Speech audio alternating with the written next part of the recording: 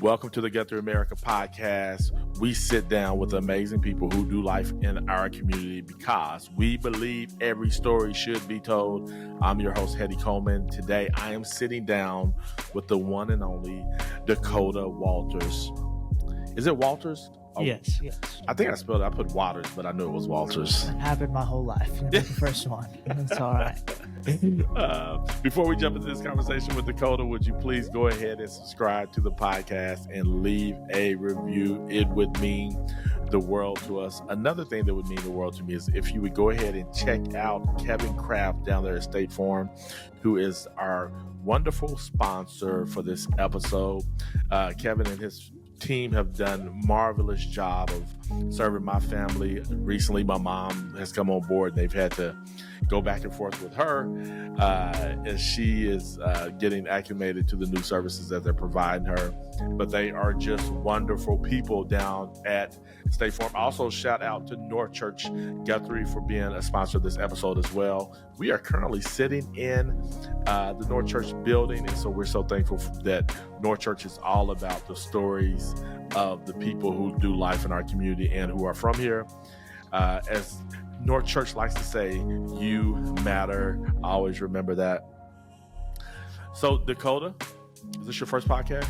It is, yeah. All new to this. You jumped right in, though. You feel really comfortable with this. Oh, I'm just a go with the flow kind of guy. Okay. It's just whatever happens. Have you always been like that? Oh, yeah. Whole life. Just chill, go with the flow. Yeah. Whatever comes your way. Yes. Yeah. How would your family describe you? How would you got siblings? Yes, I have 6 siblings. I'm the second oldest of 6. Oh my goodness. Yes. And so how old is the oldest? She is 27. Yeah. And how old is the youngest? She just turned 12. You're not the only boy, are you? No, it's the oldest and youngest are girls. And then, so on my mom's side, I have 3 brothers and a sister. And on my dad's side, I have 3 brothers. Got you. That's cool. How would they describe you? Witty, for sure. I get that one a lot. My mom loves to call me that. And really just like the smartest guy they know. They just rave about how much stuff I know. And I'm by far the best athlete of the family. Are you? Yeah. Oh, yeah. So are they going to all listen to this and follow up and be like, no, he's telling the truth? Oh, 100%. Well, that's all I do. I have no reason to lie. I've got nothing to hide. That's cool. How did you and your wife meet? So we met at a church camp, summer of 2016, I believe. 2015, right before our junior year of high school. Met at Falls Creek. And so we spent the week actually with like her whole family, met her whole family, Mark, Susan, Bailey. They were all there for that week. And came back from that camp, kept in contact. And one day we're just like, hey, you want to go do this? And then spent basically that whole summer together and every day since, really. Y'all have been together. Yeah, a week after. So basically after 2 weeks of knowing her, we got together and been together since. Get out of here. No, 100%. That is, and tell me when you proposed to her, what was that like? Can you tell us, or is this top secret? No, okay. No, I can tell you. So I proposed to her on Christmas, but I bought the ring the summer previous because I was like, oh, this is just something I want to do. And I just knew it in my heart that that's the direction I was going, and that's what was next for us. And I'd saved up a whole bunch of money, and once it got to an amount that I was like, this is close to what she deserves, I just went on and bought it. But I was young and naive, and I'd carry it around in my backpack with me, just, waiting for the opportunity to present itself. And I hadn't talked to Susan's parents. I hadn't talked to anybody about it. I just bought it and was carried in the bag. And we were actually working at a church plant that Carson's brother Bailey had started. And I showed Susan one day. I said, hey, like, I bought this. I want to know what your thoughts are. Because we were young. We got married at 19. Well, I just turned 20 right before. And it's like, I don't want to press you or anything. I don't have a timeline on this. This is just what is laid on my heart that I'm supposed to do. And she's like, Susan was super accepting and she's super happy and excited for us. But she advised me that carrying it around in a backpack was not the greatest idea. And so after that, I removed it. And then I talked to her dad, and, you know, everyone was like, yeah, that's amazing. We're super excited for you guys. But I have really bad knees from years of wrestling, cutting weight, and I had surgery to repair some cartilage and some tears and some tendons. And I was borderline getting over that hump when I was proposing, and I got down on the knee that I had surgery on, and it immediately started hurting. I had this long spiel ready to go, real romantic and everything, and it is just not how it came out. I was like, hey, I want to marry you. What are your thoughts on that? Like, there's this fire burning in my knee, so the faster you answer, the better. Also, I'm going to need your help to get up because I'm not getting up all on my own. And she said yes. Her whole family was there. Not really the fairy tale proposal, not what I was expecting, but she said yes, and we moved on. That's cool. Now, did y'all have a big wedding, semi-big?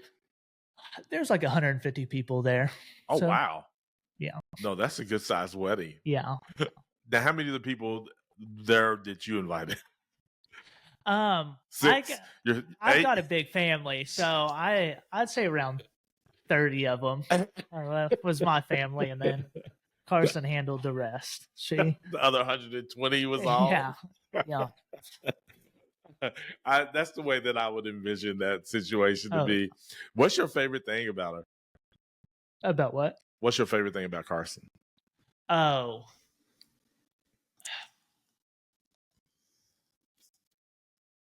I would say her heart, but more specifically, just her ability to be a mom. Like, it's just outstanding to watch. Like, it is just her God-given gift. She can mother those children. Like, she is an amazing mom. She can mother those children. I think that's the best line. We should just stop right. That's fine with me. That's she can just mother those children. Yes. That's really good. Yeah, she seems like she's a good mother. When I've been around and seeing her interact with the kiddos and everything, it's really cool. We're kind of transition out of that, maybe come back to some of that, just talking about family, marriage, and everything.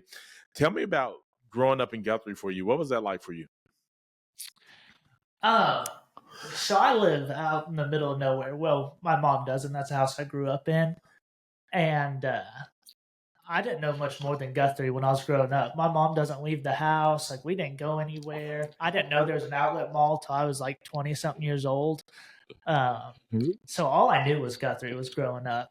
And we went to all the home football games and never went to the away ones. I don't know why, but we just never left Guthrie. And then when I got with Carson, I saw there's more than that. But Guthrie is a very unique experience.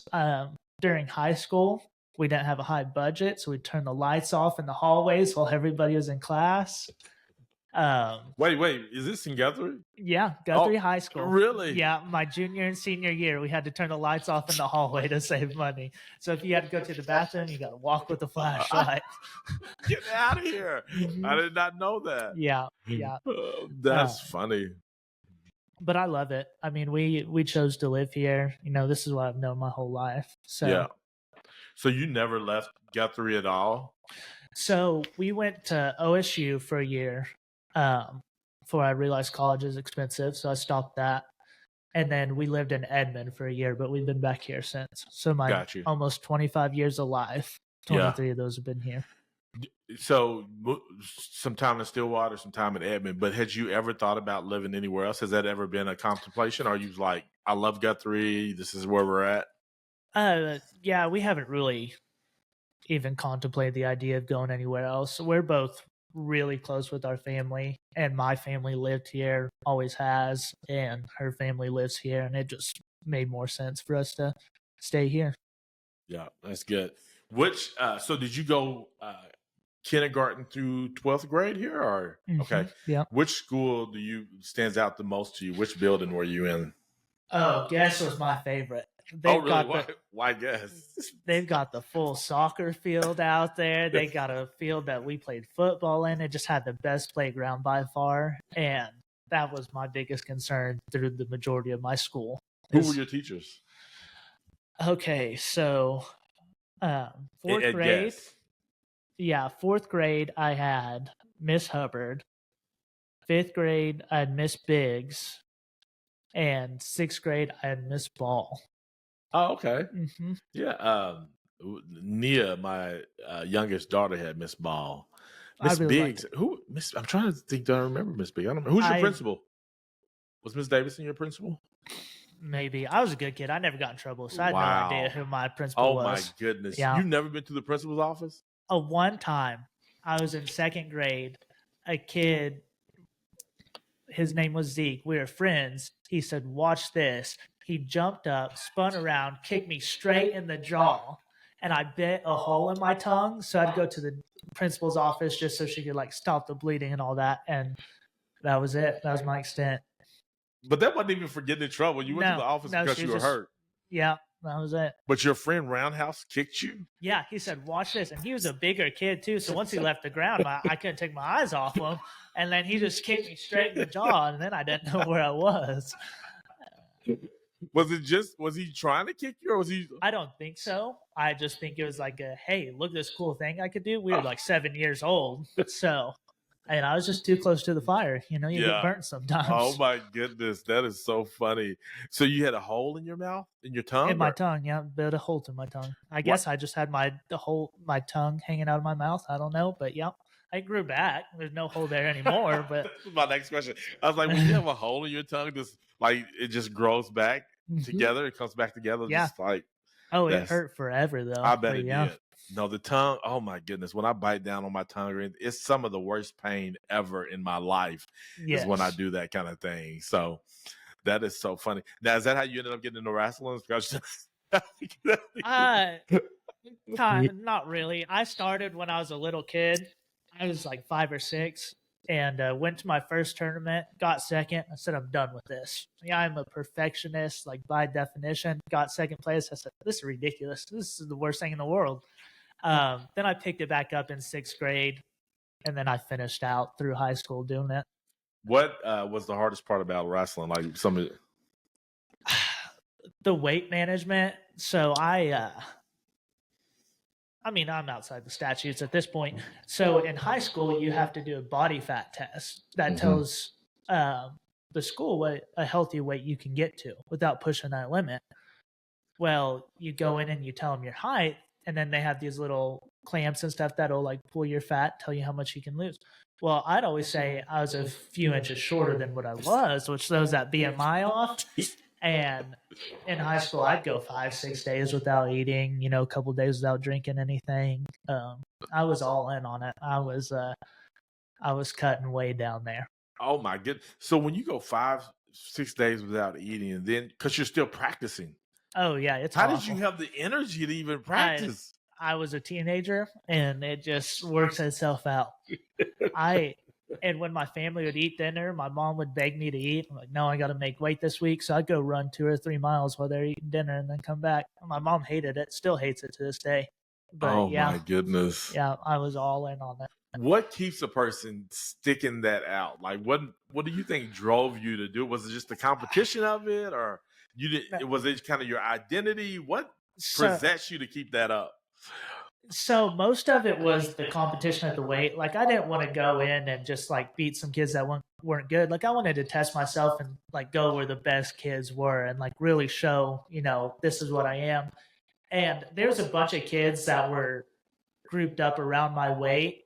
And I was like, I'll go down. I'll cut the weight instead of, forfeiting this weight at places. Like I'll go down. I can make it. Like I'll force myself to do it. So it was a little bit of like, I want to go out there and prove myself, and a little bit of like, this is a need for the team kind of thing. Yeah. I wouldn't do it today. I don't know what was wrong with me back then. I would not do. I skipped lunch and I think I'm going to pass out. I don't know what was wrong back then. But. If your son comes to you and says, hey, I want to wrestle, what are you saying? Oh, yeah. Like he doesn't have a choice. Like he's going to have to do it at least for a little while. He's not going to have to cut weight. He'll wrestle at whatever he weighs, but he doesn't have a He choice. doesn't get a choice. Oh no, he's been wrestling since he could walk. I said, you ask him, like, he knows a double leg. He knows how to take you down, roll you over. Oh yeah, I'm gonna live through him 100%. Oh my goodness, that is so fun, and that's exactly what parents do. We live through our children's like, you're gonna do everything that I could not do. You know, there's some of that, not all parents, but that is too funny. So he's already getting ready. Oh yeah. I wanted to start him this winter because he'll be old enough. I think our maturity is maybe not quite there yet, but we'll see. I'm excited for it. Just the environment and everything's so great, and the wrestling community is just so great. It's full of a lot of good people. But I'm excited. I'm excited. But you know what it did to your knees. You know that you. So what are you gonna do about? Okay, so you know that some of the tricks as far as like getting to weight and things like that. What are you telling me? Oh, it's just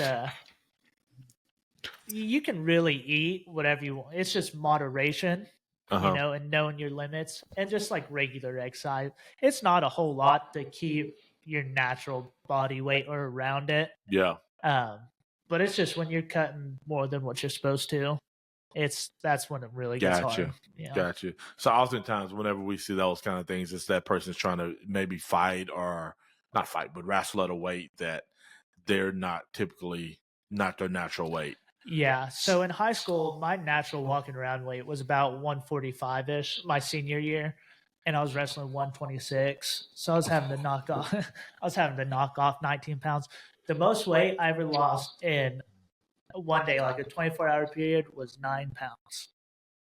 Just not eating and running and working out like crazy, sweating like crazy. Did you ever do the trash bag thing? Yeah. So I would ask some of my friends if they want to go play pickup basketball, and I'd wear trash bags because it's a little better than running. Like your mind's not on what you're actually doing. And yeah, that, saunas, stationary bikes, just running a ton. Yeah, that's cool. Now, one of the big things about Guthrie is our parades. So, you know, we have the 89ers parade, we have the homecoming parade, we have the veterans parade, we have the MLK parade. Do you all have a parade spot that you and your family have to try to get to? So when I was growing up, we always sat at the post office. Okay. So that's where we'd always sit. But since we live over by the temple, we just walk over to the junior high. That's what we've done the past couple of years. Kind of hang out there. That's closer. You don't have to drive. Get there and yeah. And it's right there at the start, so we get to the end of it the fastest, and then we're out of there for everybody else. Yeah, if you're right there at the beginning, you can leave as soon as it's over. Yeah. Yeah, that is good. What's something that you're really into right now? Right now, it is baseball and softball. I love college baseball. I'm a big OU fan, like all things OU, and softball and baseball is doing really well right now. So that's what I'm really into right now. Now, the season's going right now? Are they playing right now? Yeah. Both are? So the women just won yesterday. That was the super regional, so they're on to the College World Series. And the men play tonight for the Big 12 tournament title. Okay. And then their World Series will start. It'll be regionals and super regionals and World Series. Now, whenever you get ready for these matches, these games, are you the kind of guys like, I'm going to have my favorite meal, I'm sitting in the couch, it's surrounded me, it's like nobody talked to me? What do you like when the big games come on for you? I've matured a lot over the couple of years. Let's leave with that. I used to be, if you're an OU fan, you're there. It's fine. Phones are all, I'm not answering anybody's text messages because I've got a lot of friends that aren't OU fans that let me hear anytime that they're not doing well. But I eat whatever's there and just hang out. And Mark and I watch a lot of them together. So it's just usually him and I. Susan and Carson don't really care for him, but we just we'll get something to eat before the game and hang out and watch it. I used to be, if they lost 2 hours, I'm just, don't talk to me. Let me sulk. Let me be sad. All these 19-year-old kids ruining my whole Saturday, but now it doesn't affect me as much. Yeah, that's really cool. What's your favorite sport to watch? Probably football. My absolute favorite is the NCAA wrestling championships. It's just so entertaining. There's so much high level talent there, but on a day to day, football. Okay, wait. Let's go back to this wrestling. So day to day football is your jam. Wrestling is probably the one though. If I chose one event, it would be the championship. The championship. Yeah. Mm-hmm. What makes a high level wrestler? Like when you say that, like for it kind of, I don't know if you can help me understand it, but like tell me what makes it high level. Like what are you looking at to say like, okay, that guy there, he has it. So athleticism is a big part of it. But there's guys with wrestling IQs that are just insane. They know how you're going to react before you even think about like what you're going to do. And when those two guys that are just like able to guess the next guy's move are wrestling, it's just, I mean, it's an art form. Guys just flipping all around, and it's very entertaining to watch. Yeah. Yeah. And do you think like so if I just go watch it and don't comprehend that, do you think it's not as exciting for me? But if I was to learn it, kind of like a lot of things, like I think a lot of people love golf when they understand the game and the challenges of it, what makes somebody good. What is it the same for wrestling? I don't think so. I don't think you need to understand what's going on to understand how difficult what is going on is happening. Yeah. And there's a lot of big moves that, even if you don't know what's going on, you're like, oh wow, it blows you out of the water. Yeah. I think the thing that impresses me the most about it's just how quick those guys are. Like you gotta be quick, unless you, of course, like because anticipating that move. If you anticipate it, you still need to figure out how to get out of it, and you got to be quick at doing it. So I like what you said as far as athleticism. There's a guy named Parrish Pierce and Tim Cowell. They both graduated with me. I think they both from their freshman to their senior year. They may have lost one match, if not none. I can't remember, but they were super just talented at wrestling. But Parrish, he's like a brick, like just a boxy kind of guy. But he was like I think he wrestled at 190. But okay. I'm sure that he was probably having to cut weight some because he's probably more like a 200, 210 kind of guy. I may be completely wrong. But man, he was so quick. Like I would try to mess with him, and he would just be so quick and get. But I thought strength too. Does strength matter? Like he was super strong. Yeah. So there's a guy who graduated a year after me. His name is Kurgan Cornwell, and the guy was just all muscle. He was a brick, and he was good. His technique was great, but every now and then you could catch him in on a shot, and you just couldn't move him. He just locks up like a statue, and it's just like, oh, this was fun. I think he wrestled 135. I can't remember what. He was a smaller guy, but it's just all there, just locked up, and there's just nothing you could do. All right. Is he still at UCO? He may have graduated by now. Yeah, he's graduated. I don't know where he went after high school, but last I heard he was like ski instructor in Colorado. He's ski instructor in Colorado for a little bit, and he may still be doing that. I hadn't seen him in forever though. But I wonder how he's doing. I'm gonna have to reach him out to and get him on the podcast. Yeah, I really like him. He's a nice guy too. Yeah. What's a childhood memory that makes you smile regarding Guthrie? Is there something that like you think about it sometimes, or it could be more than one? But if you could share one, like something that gets you excited about Guthrie.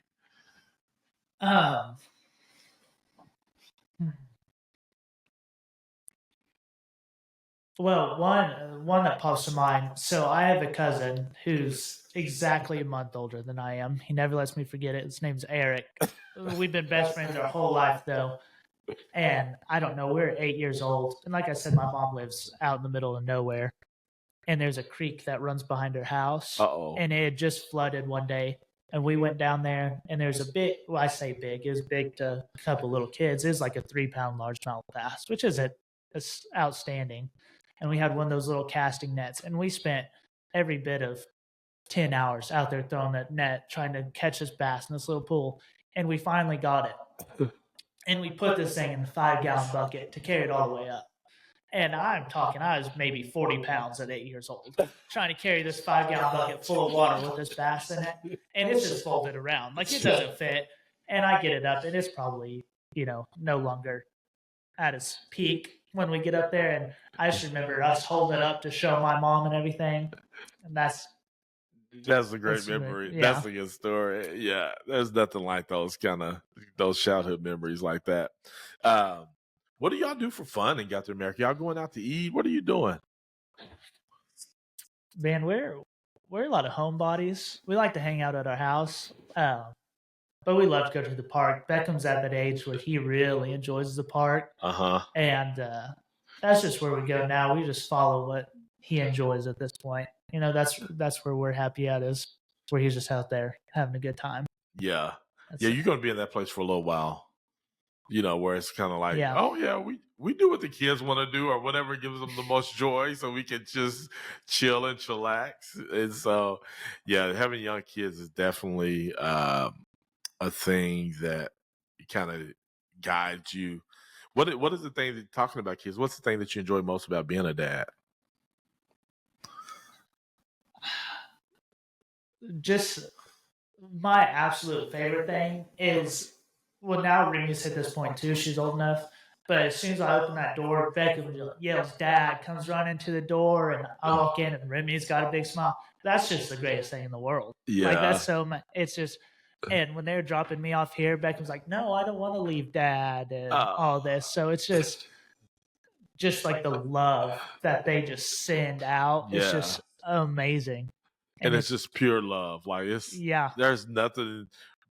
It's just all innocent love, and you just soak that up and take it all in. Yeah. Whenever you all first got pregnant, did you have a girl or boy? Like, what was in your head? Like, I want a boy, I want a girl. The whole time, you get that question as soon as like you find out you're pregnant. But the whole time, all I prayed for was just a healthy baby. I didn't care either way. Yeah. I just wanted to be healthy. And Carson got mad at me because I prayed for a 10-pound baby. Just jokingly. And then Beckham came 5 weeks early, almost 8 pounds. And they were like, if he would have made it to term, he would have been a 10-pound baby. Oh, he's a chunk of a young man. Mm-hmm. Like, he's a young man already. He's going to be, he's all there. He's probably going to be wrestling 190 by his senior year if he stays in the trajectory going the direction he's going. Yeah. Carson wasn't super happy with it. She said, if we have any more kids, never do that again. I'm like, you got it. I'm like, no problem. I won't. I thought he knew I was joking. That's my fault. He knows my heart. Maybe I wasn't really joking. I don't know. I'm sorry. Why 10 pounds? Like, even though you were joking, like, why that number? I don't know. I don't know a lot of answers for the things I do. It just happens. Carson begs me to think before I talk, and I try. I do, but sometimes I forget I'm supposed to think before I talk. And it just comes out. Yeah. Yeah, for sure. Oh, my goodness. So I got a few questions I'm going to ask you that's kind of like either or. Okay, I didn't send these to you. What's the app you can't live without on your phone? Oh, Twitter. Love Twitter. Are you an X fan? I am. I refuse to call it X. It's Twitter. He can change the name all he wants, but it's Twitter. Like, are you going to Twitter for news or? A little bit of both. Yeah. Like, Twitter never fails to make me laugh. And Cameron Kelly and I nonstop send each other tweets, funny stuff. So. Did you graduate with Cam? Mm-hmm. Okay. We were roommates at OSU. Oh, okay. Yeah. Cameron and I are pretty good friends. Y'all been close for a while. Okay, that's cool. I got a story about that he'll say it's a lie, but we'll talk about that off podcast. Apple or Android? Apple. Yeah. My mom's an Android person. Can't stand it. Oh, your mom's an Android person? Mm-hmm. Nice. Respect to mom. You have an Android? Yeah, I have an Android. For why? For why? I think just to rub Apple people, I like the operating system and all that good stuff. So, but it's a real question. Like, people are, which is so funny to me. I use both. I mean, I like both softwares, but it's funny to just see people because some people are serious about this thing. Very polarized about it. Yeah. Now, it's not that serious, buddy. It's not that serious. People are serious about their iMessage. People are serious about. I'm like, you do know there's other apps out there that can do all of this and probably better, but they don't want to use them. I'm like, okay. They like the blue text messages. They like the blue text. That's what it is. For the longest, I didn't even recognize the difference between blue and green until one time. So I think I switched to Android, and I switched back and forth quite a bit. And somebody's like, "Oh, I saw your bubbles was green." I was like, "What do you mean my bubbles were green?" Like I didn't even know. And so then I started learning more and more. It's like, oh, this is like a real thing going on. And so, yes. Do you have a podcast that you listen to? No podcast. No. The kind of work you do, can you listen to something while you're doing it, or? Yeah. Most of my time is taken up on the phone with Carson, though. Oh. So she bought me some AirPods last year. I was like, oh, this is cool. Little did I know it's just so we could talk on the phone all day. And I love my wife, of course. So I love talking to her on the phone all day while I'm working. Say all the right things. She will watch this. Yes. But yeah, the little opportunity that I have to be kind of distracted by something like that, it's hearing about how things are at home. Yeah, because you do real work. Like you come home dirty and all the things, sweaty, smelly, bad, all of them. Yeah. Yes. Now, when you take all your dirty clothes off and stuff like that, is there an issue about where you put them, or do you do a pretty good job of putting them in the dirty clothes basket? Oh yeah, the dirty clothes basket has to be far enough where she can't smell it. But as long as they're somewhere away, then it's no problem. It's no problem. How do you find inspiration in the work you do? Like your work is kind of grindy, things like that. What pushes you through? Oh man, I got 3 big smiles waiting on me to come home, and I got to give them everything in the world. So it's not hard to go to work and get it done. I got a lot of stuff to pay for. So last person that made you laugh or smile? Beckham. Yeah, Beckham. Just earlier. Yeah, he recently discovered the. Oh man, now I'm gonna blank. What was the joke? Oh, interrupting cow. So it's knock knock. Who's there? Interrupting cow. Interrupting Moo. Cow. But so that's how the joke's supposed to go. Okay. So, but he waits for you to say interrupting cow who, and then says moo. Misses the joke completely, but he loves it. He cracks up about it. He loves that joke. That's good.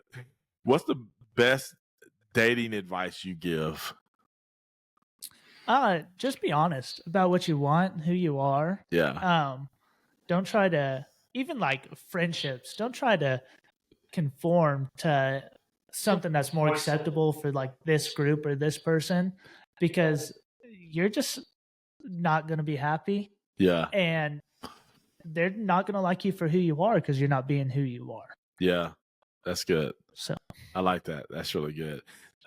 So my son, though, who is 18, 19, about to be 19, he's wanting to get married young. Any advice for him?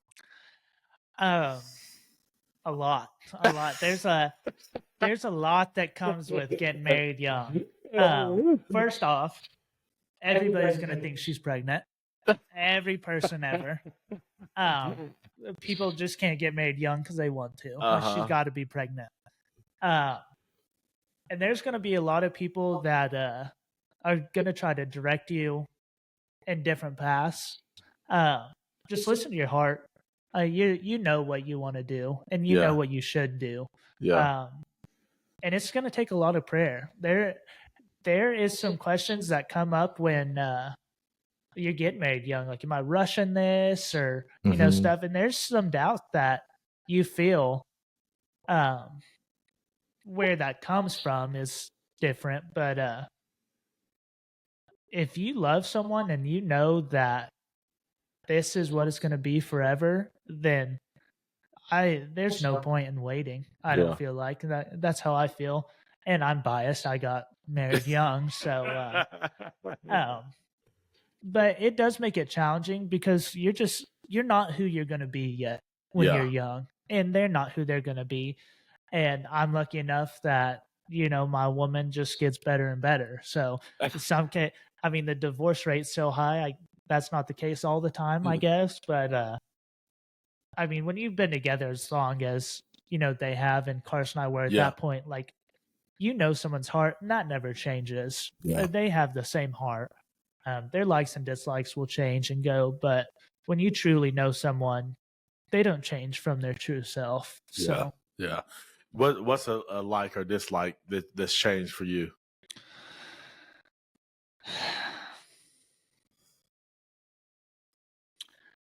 I don't know. Or what's something that's changed? Because now, how old are you? I'm 24. I'll 24. be 25 in August. Yeah. I guess something that's changed for me is I care a little bit more about what I look like, a little more presentable.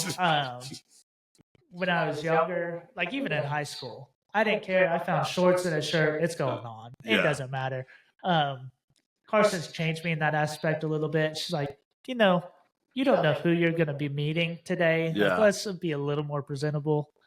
So that's changed. I take a little bit more pride in how I look. As you can tell by my patchy beard, it's not all the way there yet. Yeah. I don't care too much yet.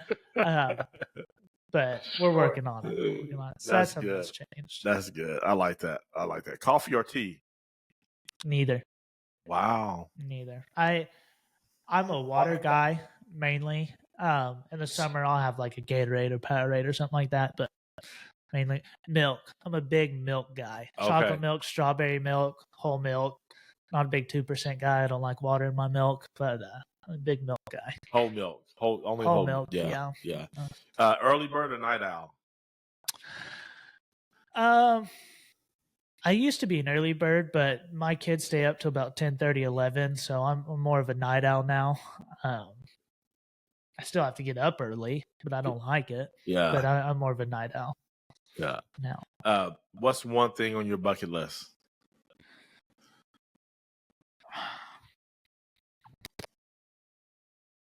I'd say I'd like to go to Greece, and that's probably about it. I don't look very far in the future, so I don't really have a bucket list. I'm just a survive the day kind of guy. My sister's the opposite. She's got a 5-year plan with sticky notes of everything that's going to happen, and we take family trips sometimes. And I'm like, just tell me like 3 weeks before we go. Like, don't tell me 2 years. She's got a vacation plan 4 years from now. And that just makes no sense to me. Like, how are you going to be excited for something for 4 years? So, even if you just tell me the night before we go, I'm not a stressed out guy. Like, you tell me the night before we're leaving the country, I'm like, okay, well, that's fine. So, I'm not really a big bucket list guy. The future will come when I get there. So why Greece? I just think it's so pretty. I've seen a bunch of pictures of it, and it's a place that I'd be comfortable traveling to. Like, there's not too much that goes on over there. It's safe enough. Yeah, true that. So would you rather travel to the past or the future if you had a choice? I'd say the past. Just like way, way back, horses everywhere. Just bring a camera with me, blow their mind, like, look at this.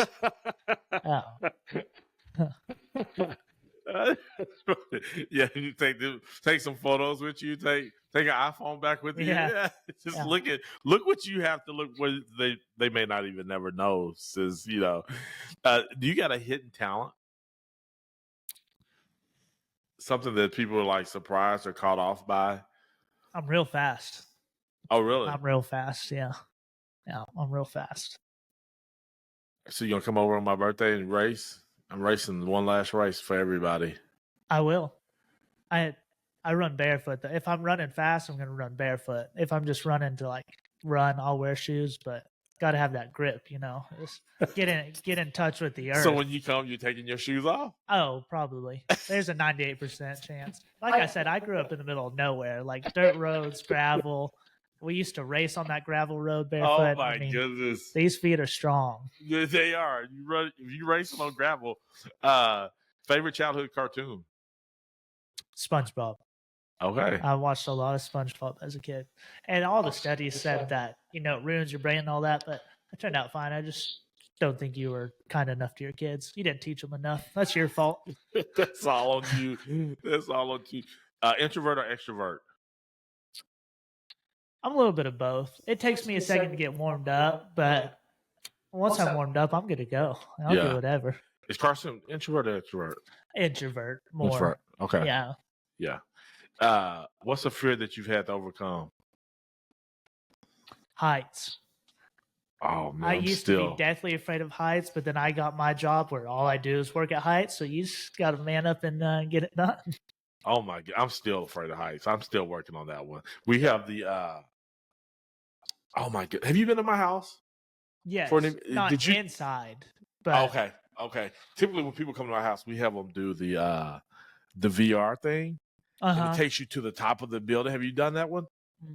So it takes you to the top, and it feels so real. Yeah. I cannot do it. You walk out on this ledge, and then you jump. No way. No way in the world. I was supposed to go skydiving. I ended up getting sick or something, and I didn't do it. My buddy turned 40, and he wanted me to do it with him, and I was going to go. But so that was going to be my day to really try to overcome it. But I've never been on a plane before. What? Mm-hmm. My family drives everywhere. 16 hours, it doesn't matter. Where my mom likes the views when they're driving. We drive everywhere. And so now when I travel with my family, we drive everywhere. What's the farthest you've driven? I mean, we drove to that I've driven or like just as the family. Yeah. I mean, we drove up to like the Redwoods and stuff, which is it's like 17, 18 hours. Yeah. Something like that. Like it's up there. Yeah. No, that's a drive. And all over Wyoming and stuff. I think the farthest I've drove though, it's like 9 hours. Okay. Yeah, we typically do road trips. We drive to Florida just about once a year. Oh yeah. Yeah, and that's about 24. We have to break it up. We drive to Atlanta, then we drive into Florida. But one time we drove all the way back straight through. Mm-hmm. We almost killed ourselves. It was the worst. Bernadette was crying because she was driving. I couldn't wake up. It was just the worst. It was the worst thing ever. But we've done it once. What's a small act of kindness that had a big impact on you?